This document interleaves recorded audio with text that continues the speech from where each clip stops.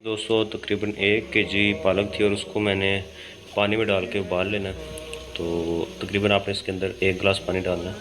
उसके बाद थोड़ा सा पानी ड्रेन करने के बाद हम इसको ब्लेंड कर लेंगे।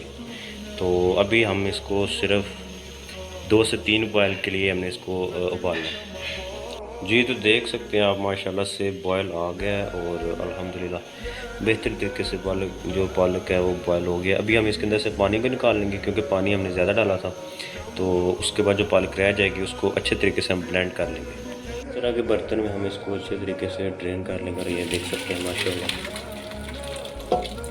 पानी भी निकल जाएगा जो है और ड्रेन भी हो गया।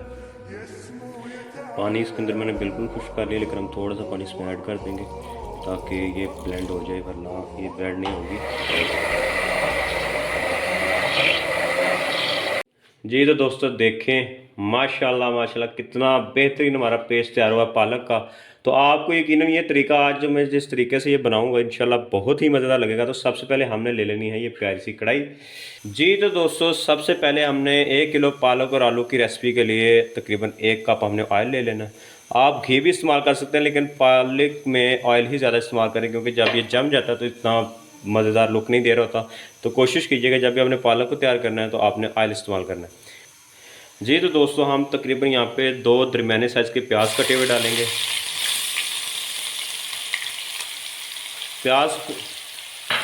प्याज आपने इस तरीके से चॉप कर लेना और माशाल्लाह देखें कितना बेहतर तरीके से ये ऑयल में जाते ही ये अच्छे तरीके से फ्राई होना शुरू हो गए। हमने इसको सिर्फ गोल्डन होने तक फ्राई करना है, ऑलमोस्ट डार्क ब्राउन नहीं करना, हमने सिर्फ इसको लाइट ब्राउन करना है, गोल्डन कलर आने तक। तकरीबन 4 से 5 मिनट में इंशाल्लाह इसका जो कलर है वो चेंज होना शुरू हो जाएगा। और इसमें फ्लेम आपने मीडियम रखनी है, हाई नहीं रखनी, क्योंकि अगर हाई रखेंगे तो ये साइडों के जो कोने हैं इस जगह के सारा प्याज ब्राउन हो जाएगा लेकिन दरमियान वाला रह जाएगा। इसलिए आपने भुनाई के वक्त जल्दी नहीं करनी। जी तो दोस्तों अल्हम्दुलिल्लाह देखें ब्राउन कलर ऑलमोस्ट हो गया है। तो अभी हम यहाँ पे अदरक और लहसुन का तकरीबन 2 टेबल स्पून हम इसका पेस्ट ऐड करेंगे और ठीक 1 से 1.5 मिनट के लिए इसको भी इसी के साथ फ्राई कर लेंगे जब तक इसका पानी खुश्क नहीं हो जाता।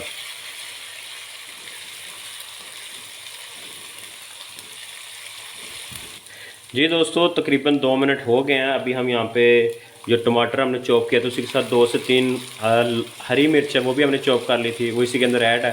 तो आपने इसको डाल लेना है और जब तक ये नरम नहीं हो जाते टमाटर तब तक हमने इसको फ्राई करना है। तो ऑलमोस्ट ये 2 मिनट के लिए हम इसको फ्राई करेंगे। मीडियम फ्लेम रखनी है आपने, फ्लेम आपने हाई नहीं रखनी। तो मिलते हैं आपको 2 मिनट तक। जी तो दोस्तों 2 मिनट हो गए हैं और अल्हम्दुलिल्लाह पानी भी खुश्क हो गया। तो अभी हम इस जगह पे ऐड करेंगे पिसा हुआ धनिया तकरीबन 1 टीस्पून और उसी के साथ हम 1 टीस्पून नमक ऐड कर देंगे। यहाँ पे 1 टीस्पून सुर्ख कुटी हुई मिर्च और साथ में आधा टीस्पून हम हल्दी ऐड करेंगे। अब इसको अच्छे तरीके से मिक्स करने के लिए हम क्या करेंगे कि यहाँ पे तकरीबन आधा कप पानी ऐड कर देंगे। जब तक वो पानी खुश्क होगा उसी के साथ ये सारी चीज़ें नरम होकर आपस में मेल्ट हो जाएंगी। तो यहाँ पर आपने थोड़ा सा पानी ऐड कर लेना है। जी तो मैं यहाँ पे तकरीबन आधा कप मैंने पानी ऐड कर लिया।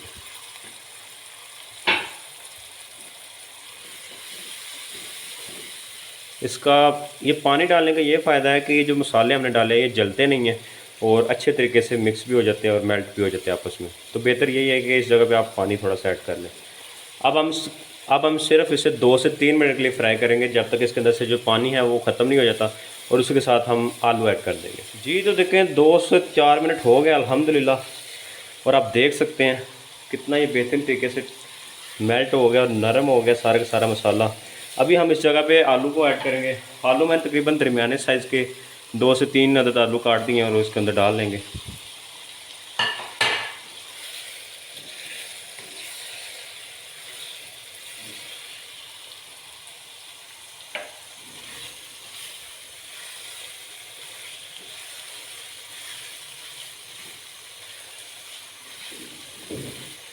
आप यहाँ पे ये भी कर सकते हैं कि जो आलू आपने जब काटने हैं तो काटते ही इसको नमक वाले पानी में रख लेना। इससे ये होगा कि इसका जो कलर है वो ख़राब नहीं होगा। तो अभी हम इसको तकरीबन 4 से 5 मिनट के लिए आलू के साथ ही फ्राई करेंगे ताकि ये आलू नरम हो जाए। और फिर इसके साथ हम पालक, जब पालक को ऐड करने का सबसे सही टाइम कौन सा है। तो चलिए इसको 2 से 4 मिनट का हम फ्लेम मीडियम रख के इसको यहाँ पे हम कवर कर देंगे। जी तो दोस्तों ऑलमोस्ट 2 से 4 मिनट हो गए हैं। अभी आप देख सकते हैं माशाल्लाह से आलू पकना शुरू हो गए हैं। तो बीच बीच में आपने हिलाने के लिए ढक्कन को उठा के देख लेना ताकि ये नीचे लगे ना। तो अल्हम्दुलिल्लाह हर चीज़ परफेक्ट और कुरकुरे तरीके से ये तैयार हो रहे हैं। अभी हम यहाँ पे पालक को ऐड करेंगे। ये देखिए माशाल्लाह से हमारी पालक हमने पहले से ब्लेंड करके रखी हुई थी, उसको हम इसके अंदर ऐड करेंगे। और अल्हम्दुलिल्लाह बहुत ही प्यारी लुक आ रही है, जैसे कि आप देख सकते हैं। आपने कोशिश करी इसका थोड़ा सा हंगाल भी डाल लेना है, क्योंकि ये ज़ाया ना जाए। कोई भी चीज़ आप ज़ाया ना किया करें। तो मैं इसके अंदर थोड़ा सा पानी डाल के इसको बर्तन को साफ़ करके इसके अंदर डाल देता हूँ। तो लीजिए इसके अंदर मैंने ये भी डाल लिया है।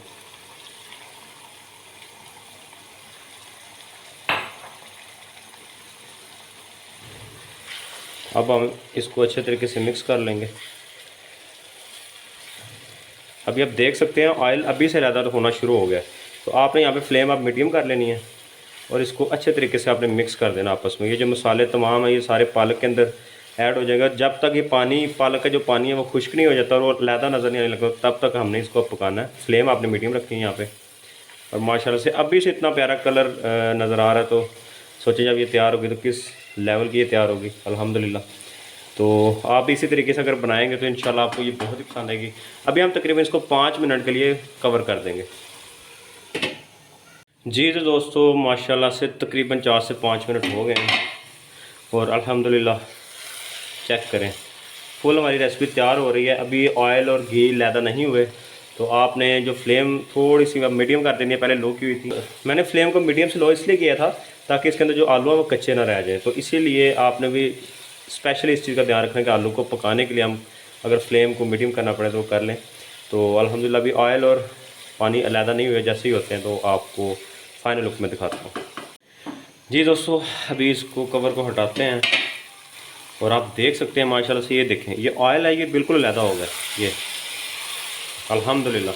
अभी हम इसको ओपनली 2 से 4 मिनट के लिए मीडियम फ्लेम पे पकाते हैं। तो अल्हम्दुलिल्लाह बिल्कुल देखो ऑयल अलहदा हो गया पालक से और पालक बिल्कुल खुश्क हो गई है। पालक बिल्कुल खुश्क हो गया और पालक से ऑयल अलहदा हो गया। तो अल्हम्दुलिल्लाह हमें यही चाहिए था।